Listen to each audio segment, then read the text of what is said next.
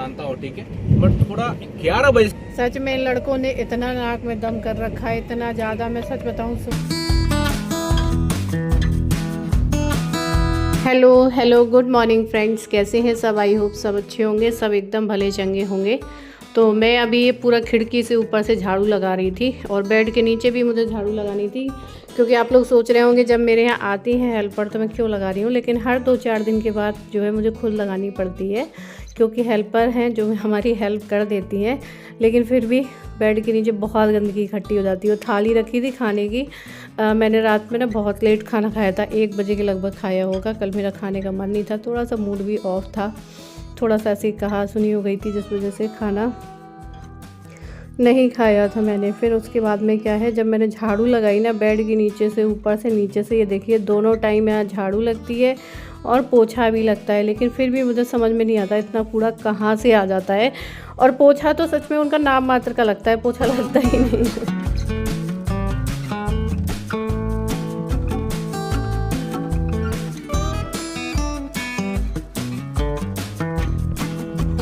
और ये देखिए कचरा, मतलब खुद में यहाँ रहा नहीं जाता है, तो इसलिए करना ही पड़ता है ये कि आपको मेन बच्चे के साथ आप नहीं कर पाते तो हेल्प कर देंगे। जब मैंने पोछा लगाया ना, सच में देखना है इसका पोछे का पानी देखना आप, फिर मुझसे आप कहना कि आप क्यों ऐसे, मतलब मैं कहती हूँ ना कई बार को काम अच्छे से नहीं करती हैं यार, फिर भी चलो कई घर में करना पड़ता है। तुम बेड के नीचे ना लगाओ, हम खुद लगा लेंगे, कोनों में ना लगाओ, सामान हटा के ना लगाओ, लेकिन पोछा लगा रहे हो तो यार पोछा ही ढंग से लगा दो।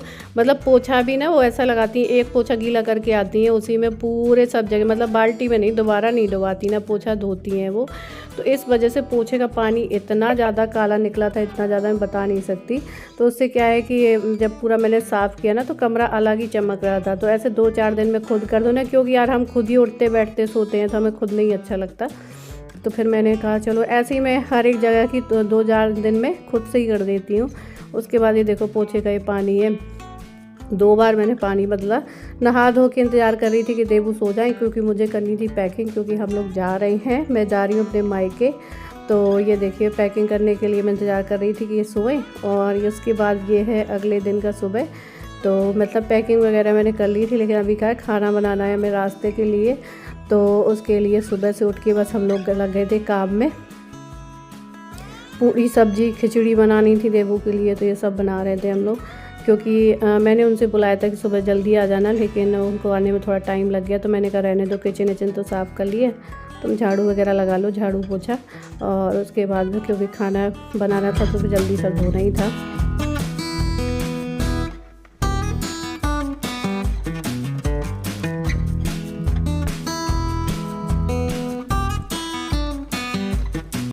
तो फ्रेंड्स अभी देख सकते हैं 7:04 हो गए। मैंने ये मतलब जूड़ा जानबूझ के लगा लिया, क्योंकि बाल बहुत ख़राब हो जाते हैं। और जब उठी थी अंधेरा था, ये देखिए धूप निकल आई है। तो सिर्फ खाना बनाया, मतलब किचन विचन का काम किया, खाना बनाया है, खाना वगैरह बस पैक करना है। इसीलिए ये सारी पैकिंग जो होती है ना, सूखा सामान रखना, कपड़े वगैरह सारे पैक करना, गर्म पानी की बोतल भरना, ये सब मैंने रात में ही करके रख लिया था। सिर्फ खाने पीने का काम रह गया था अभी। तो 2 घंटे तो लग ही गए, 5 बजे से 7 बजे तक। अभी अयान हमारे तैयार हो रहे हैं। उठना नहीं है, देवू सो रहे हैं अभी। खाना वाना बनाने के बाद में भी देवू को जगाना है, वो भी सो रहे थे। अयान भी तैयार हो गए हैं। और उसके बाद में तुरंत मैंने भी कपड़े पहने, कंघी वगैरह की, और उसके बाद तुरंत मैं आ गई है खाना पैक करने के लिए। तो मैंने कहा चलो जल्दी से मैं खाना पैक कर लूँ, क्योंकि थोड़ा मैं टाइम बिल्कुल नहीं पता चला जब निकले ना, तो काफ़ी टाइम हो गया था। 8:20 की ट्रेन है, स्टेशन यहाँ से दूर पड़ता है। देखिए अयान ले आके आए थे बैग, उनने पटक दिया नीचे ही, खाना वाना रखा है, सब खिला दिया होगा। तो अभी क्या है 8:20 की ट्रेन है, और रास्ते में ट्रैफिक वगैरह भी मिल जाता है, क्योंकि मैंने अक्सर रात वाली ट्रेन से जाती थी या सुबह 9 बजे वाली। 8:20 का मतलब उतना ज़्यादा वो नहीं था, इससे गए नहीं थे हम लोग कभी। तो ये लग रहा था कि नहीं आराम से पहुंच जाएंगे, कोई दिक्कत नहीं है, लेकिन आधा पौन घंटा तो रास्ते में ही लग जाता है स्टेशन पहुंचने में। तो ये है कि इन्होंने फिर जल्दी गाड़ी चलाई ताकि जल्दी से हम लोग पहुंच जाएं। और सच में जब हम स्टेशन पहुंचे थे तो हमें बिल्कुल भी ट्रेन का ना ही वेट करना पड़ा ना कुछ भी। ट्रेन बस 5 मिनट और लेट होते ना तो ट्रेन ये भी छूट जाती, मिलती ही नहीं।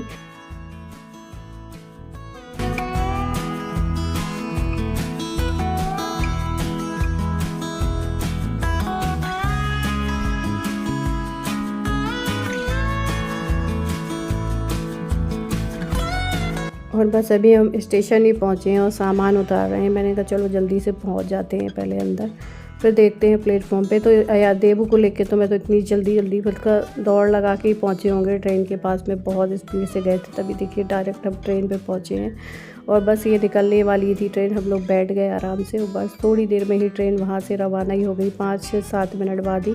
और सबसे दिक्कत वाली बात ये थी ना यार कि हमें मिली थी ऊपर वाली सीट, जब बच्चे के साथ में ऊपर वाली सीट मिले ना, क्योंकि ट्रेन बहुत भरी हुई चलती है ना, तो ऊपर जब मिलती है, अगर अकेले हो तो ऊपर मैनेज कर लो यार, कुछ नहीं है, एक बार चुपचाप जाके बैठ जाओ, एक आध बार उठना है वॉशरूम के लिए चले जाओ। लेकिन जब बहुत सारे बच्चों के साथ में नहीं, ऊपर उनको लटकना है, ये है वो है, बहुत दिक्कत होती है। चाय वाले भैया आए थे तो ये बोल रहे थे रायान से कि देखो घर से अच्छी चाय, तो मैंने कहा बच्चों से तो कम झूठ ना बोलो, हमें पता है ट्रेन की चाय कैसी होती है। तो कह रहे भैया पहले पी के देखो तब बताना। तो मैंने कहा पी के बता दो इनको। तो उसने पी तो, लेकिन लड़का मेरा इतना समझदार है, वो कभी किसी की बुराई नहीं करता। कह रहा मम्मा की भी अच्छी होती है, इनकी भी चाय अच्छी है। मैंने कहा बढ़िया, चाय तो ठीक किया।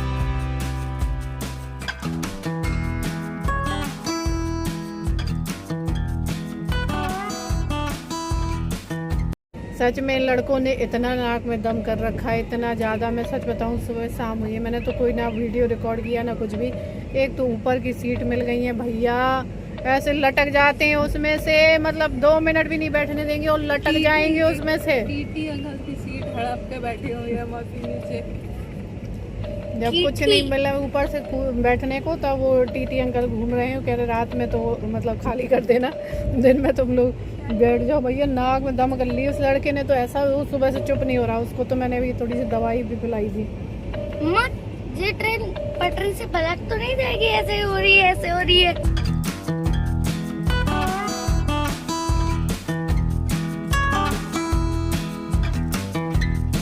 ले ली दोस्तों चाय की चुस्की। तो गेट के पास बैठने का ये साइड इफेक्ट है कि मतलब हर सेकंड में 400 बार लोग गेट को मतलब निकलना पड़ता है लोगों को काम से, तो सब आना जाना होता है बहुत ज़्यादा ही। उसी में ये देवू हमारे नीचे खड़े हो जाते हैं। और एक और देवू तो उधर नीचे गिर गया था उधर। तो सुबह है तो ट्रेन छूटते बची 8:20 का इन लोगों ने करवा दिए, पता ही नहीं चला, जबकि मैं 5 बजे उठी थी। मैं तो 6:45 को उठा था। कचौड़ी बनानी थी आपको, इसलिए उठे थे। कचौड़ी क्यों नहीं दी? अरे बेटा मजाक कर रहे हैं, कचौड़ी नहीं थी। मैं भी मजाक कर रहा हूँ, मैं तो 6:45 को उठा था।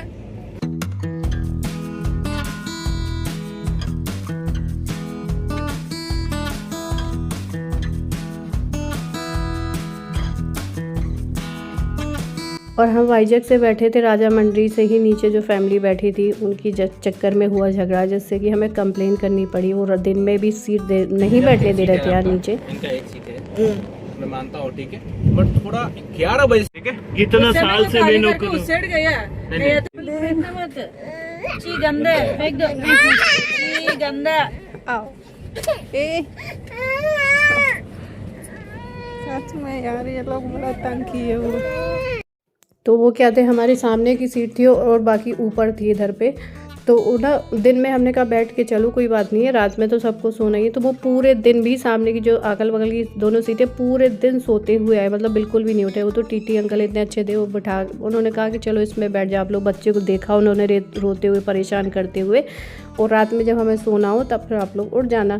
लेकिन वो पूरे दिन में यार मैंने कहा अब साइड खाली कर देंगे, अब नहीं। और आते ही चलो खाली नहीं कि वो तो ठीक है, लेकिन आते ही वो बहुत बुरी तरीके से बिहेव भी करने लगे थे कि हमें रेलवे के नियम ना सिखाओ, और क्या कहते हैं बदतमीजी से बात कर रहे थे। नहीं हम 17-18 घंटे बैठेंगे नहीं, हमें तो सो के जाना है, आप ऊपर जाओ, बच्चा हो या कुछ भी हो।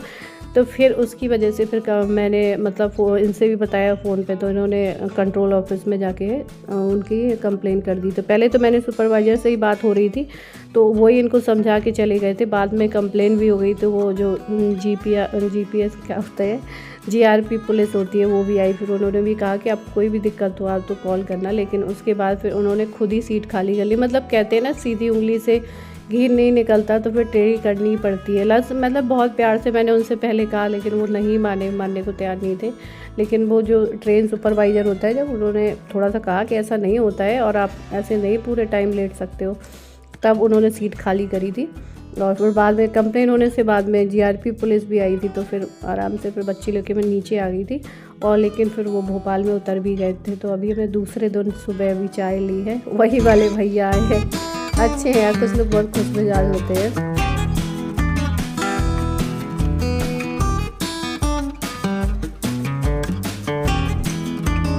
तो आ जाइए आप लोग भी चाय पी लीजिए। चाय नहीं है ये कॉफ़ी है, मैं चाय से अच्छी ट्रेन में कॉफ़ी थोड़ा सा ठीक मिल जाती है।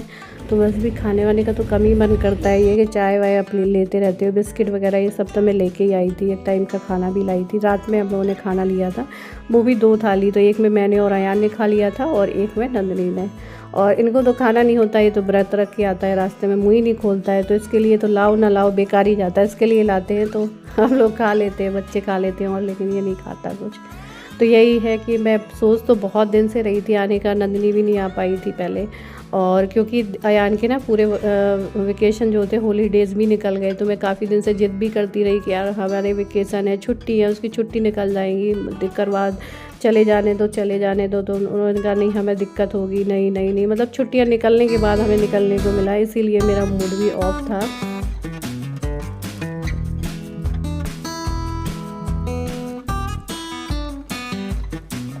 लेकिन यार बच्चों के साथ सफ़र में, ट्रेन में, मतलब एक जगह रहने से ज़्यादा तकलीफ़ होती है, लेकिन फिर भी इसकी छुट्टियां निकल गई थी, इस चक्कर में नंदनी भी नहीं आ पाई। तो फिर लग रहा था ना कि यार हम अपने बारे में, बच्चों का तो सोचे कम से कम, ये छुट्टी में इनका तो मन बहले थोड़ा सा, तो वही चीज़ हो जाती है। तो मेरा इसीलिए कुछ दिन से मूड ऑफ भी था, तो मैंने कहा चलो अब चलते ही हैं, देखा जाएगा। तो अभी मैंने थोड़ा सा बाल वाल सही किए हैं, क्योंकि 2 दिन से बाल मतलब कल के निकले एकदम ख़राब हो गए थे, चूड़ा लगा लिया फिर से।